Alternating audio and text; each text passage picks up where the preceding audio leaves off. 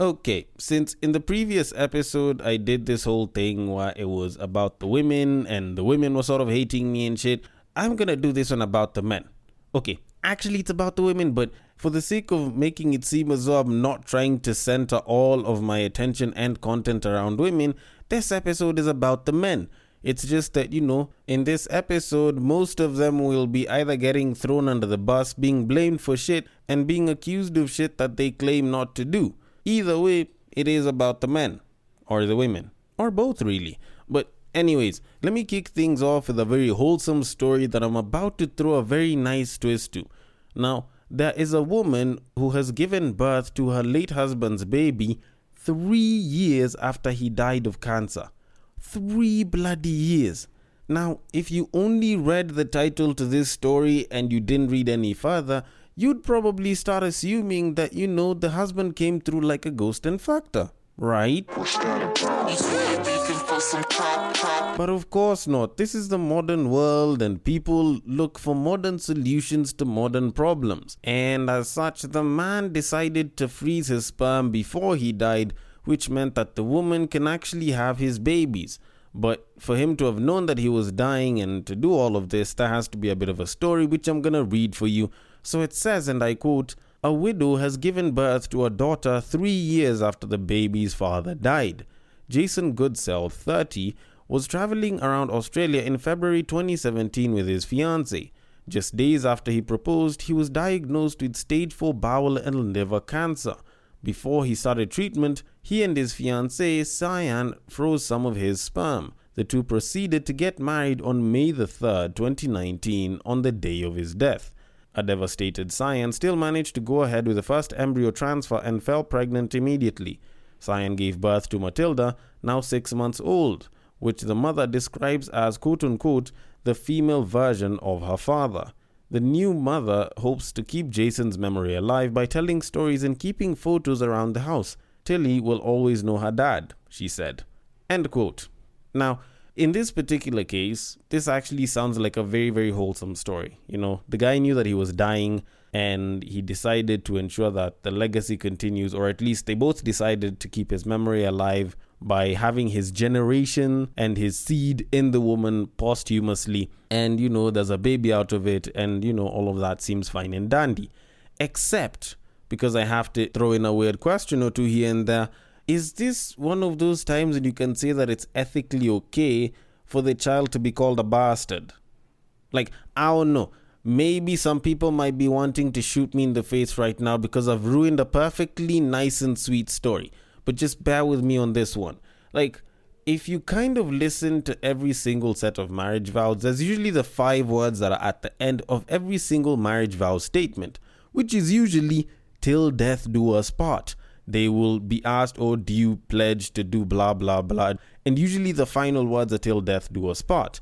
Now, these guys did the whole "till death do us part" thing when, they were being joined together in holy matrimony. And unfortunately, death did come that very exact day. And, just like a stripper trying to bust it open, they did part. So technically, the child was born out of wedlock. So to say that this child isn't a bastard is wrong, but at the same time, you don't really want to call the child a bastard because the story around how the child came to be just seems so sweet.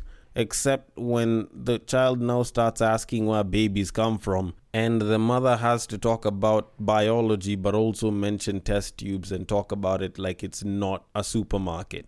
I don't know, maybe it's just me. This one seemed like a particularly sweet but also very weird situation to be in, but I wish them all the best because I need to leave that story and get on with things, because I should have started this podcast in a little bit of a better way, with a nicer tone, in a little bit more structure, kinda like when I say, "Welcome to Break Time on West Side, your number one Break Time podcast, coming to you from Nairobi, Kenya." The man on the mic is a man who is a fan of Thanos, because just like this guy's sperm inside the woman's vagina, I am inevitable. He's a man whose sickness for the thickness prevents him from skinny dipping. It is none other than your tall, dark, and mildly handsome man, Sir Denver B. The show used to be called Tweet Street, but then Twitter changed its name to X, and we do want to call it X or X Street because now that almost sounds like a porn site.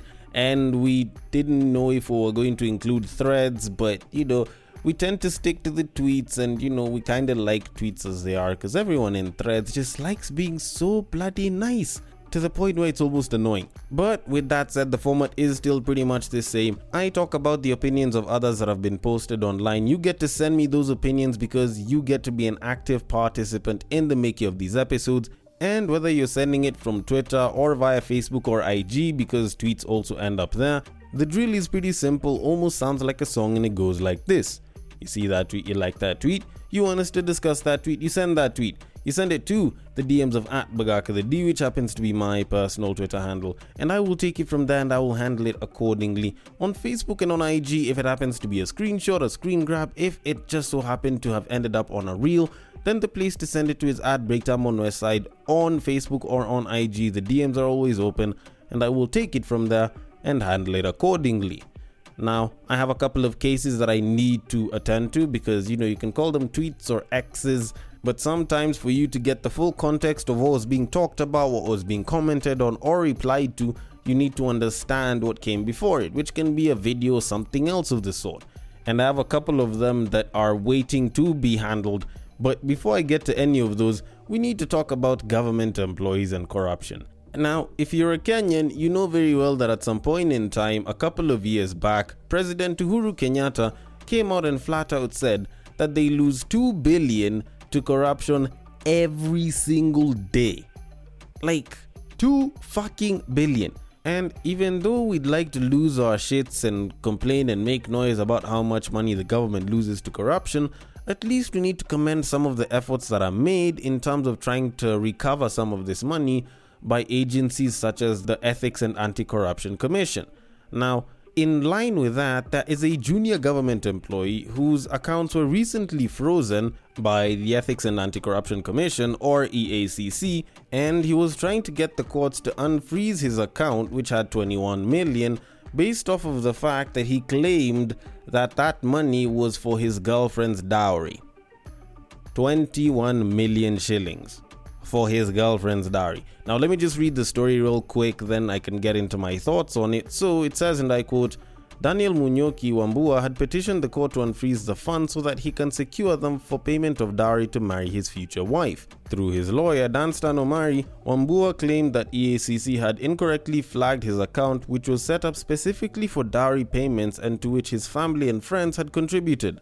He added that he was compelled by tradition to fulfill his dowry payment promise and has yet to do so despite the celebration because of the respondent's false claim that the dowry payment account is a proceed of crime. Unless the Honorable Court intervenes and hears the applicant on merit, there is a likelihood that the applicant's rights under Articles 45 and 50 of the Constitution of Kenya 2010 will be limited to his grave prejudice, he lamented through Omari. Wambua added that there were no reasonable grounds to place a red flag on his assets, adding that he is able to defend how he acquired them legally. The amount in the Daniel Wambua payment account was specifically for the purpose of collecting of funds from friends and well-wishers for the purposes of dowry payment for my intended marriage to my wife of choice, court papers read. Wambua also argued that he is well known in his community, hence being trusted with a huge amount of money as a contribution towards the payment of his dowry. Furthermore, he also belongs to a WhatsApp group with contribution lists showing how much each person contributed to the wedding. According to Wambua, the court's orders forced him to stop the dowry ceremony without any justification, which embarrassed him in front of his future in-laws. He also refuted EACC's claim that he receives a monthly salary of 55,000 Kenya shillings by presenting his most recent payslip in court, which claims he receives 170,000 shillings per month.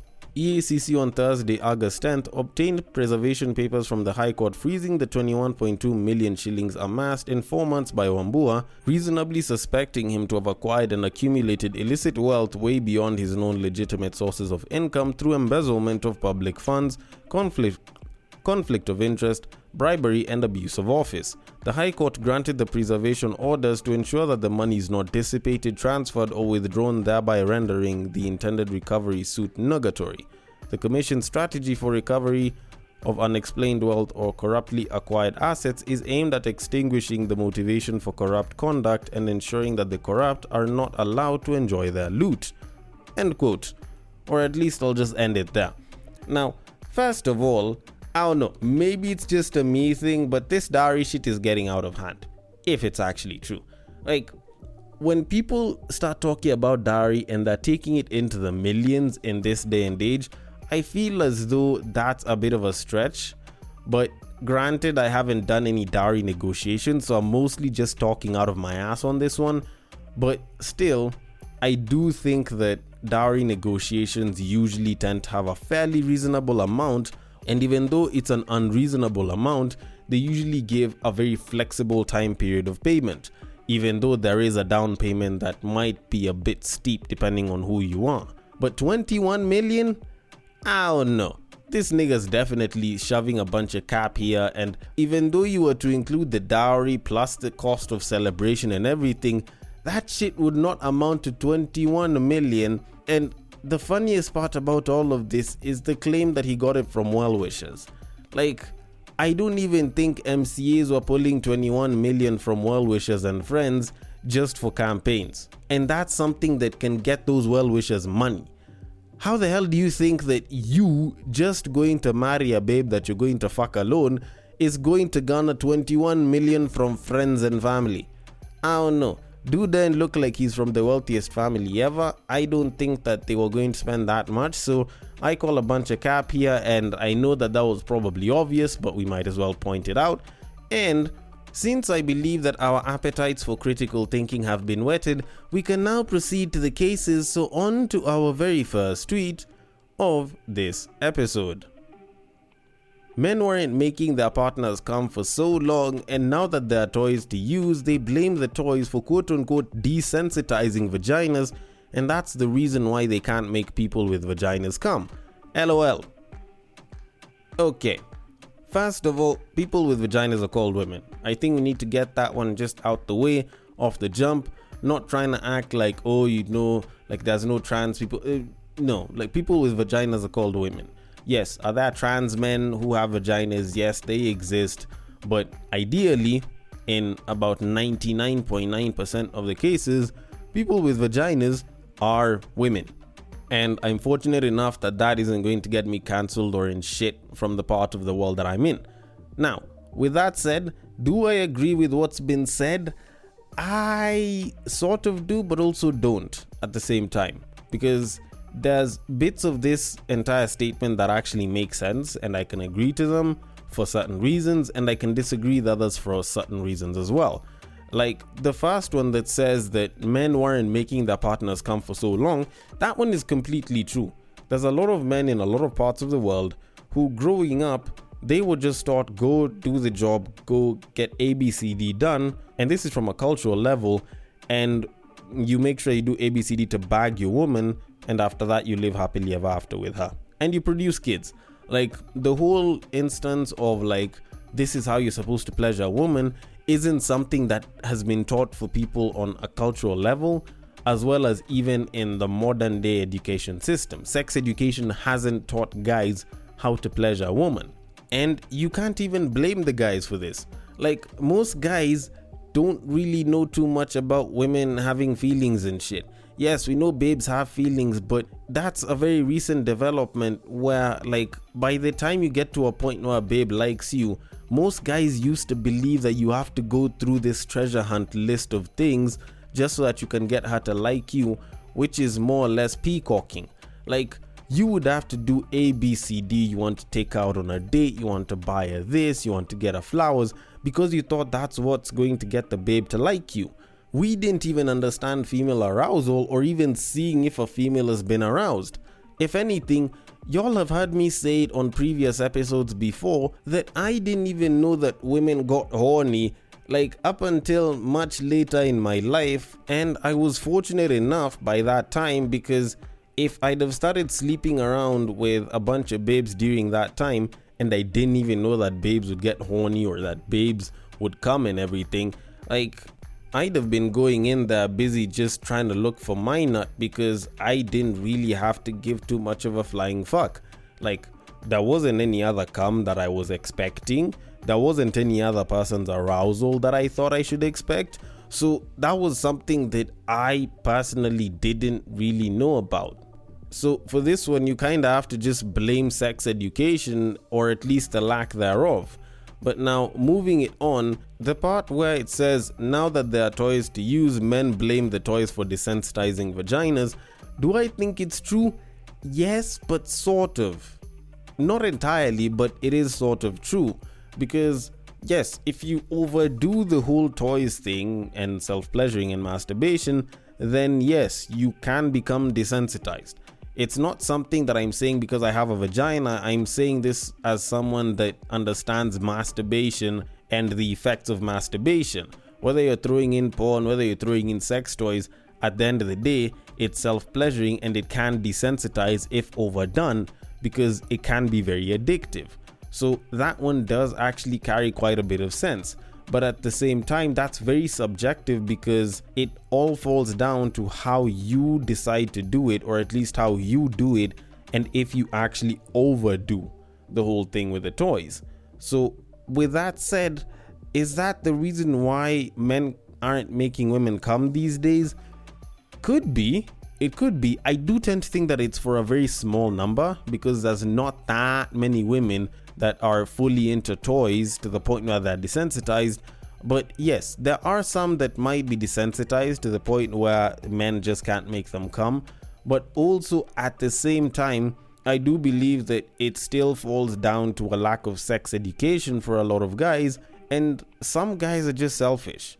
Like, they go, they do their job, they nut, they finish. That's something that would happen. And yes, maybe they need to care about the other person's pleasure as well.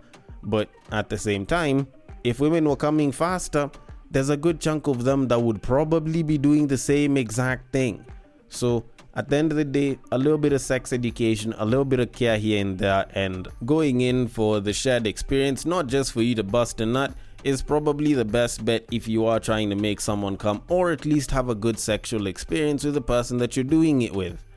Although then again, maybe I'm a virgin and I don't know, but I am going to leave it at that and move it on to our very next case, which is a tweet, and it says, and I quote, "Why are women programmed in such a way that when you give her the perfect relationship, be nice and treat her well, she still will most definitely cheat in return? There's nothing that hurts more than you doing everything right and then the person still cheats on you. It's much better if they're a shitty human being. That way, if she cheats, it's okay. If she doesn't cheat, it's also okay."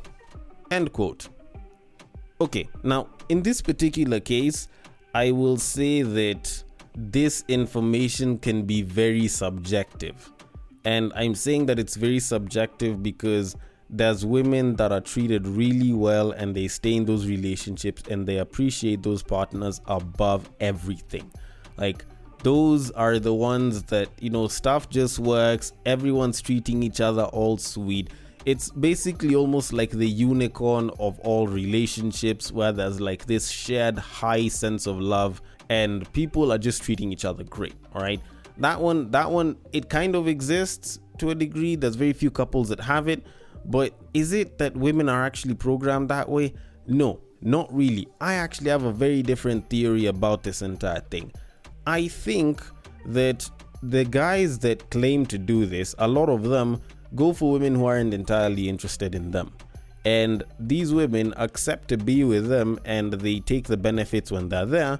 But because a lot of these guys are great at giving the best that they can, but probably not the most fun boyfriends, these babes decide to cheat. That's one way you can look at it. The other way you can look at it is a lot of the guys who do this and the babes cheat on them are going for babes that aren't particularly into the idea of being serious in a relationship, and they look at the relationship as fun. Now, let me sort of try and explain that one, because this one's a lot easier. A lot of the babes, whenever they're serious about going in for the long haul, it's not like they're trying to cheat on the guy. So for the most part, they usually want a good guy. Like, I've had this conversation more than once with different babes who will at some point, when they're busy trying to settle down with someone, say that bad boys aren't in season, or it's the good guys that are in season. Good guys are what's in fashion right now, blah, blah, blah. But you know very well that when you're busy having fun, you're busy looking for the bad boy. And if someone wasn't something that you considered fun, you'd end up classifying them as boring. And the unfortunate reality is, a lot of the guys that probably treated you really well were the ones that you classified as boring. And that's a reality that both sides can catch a feeling over, but it is pretty true for quite a lot of people. But with that said, if you're a guy and you actually feel this way, that for all the babes that you tried treating great, they were the ones that cheated on you, let me tell you this: do not change. Just listen to me on this one. Do not change who you were simply because a babe cheated on you.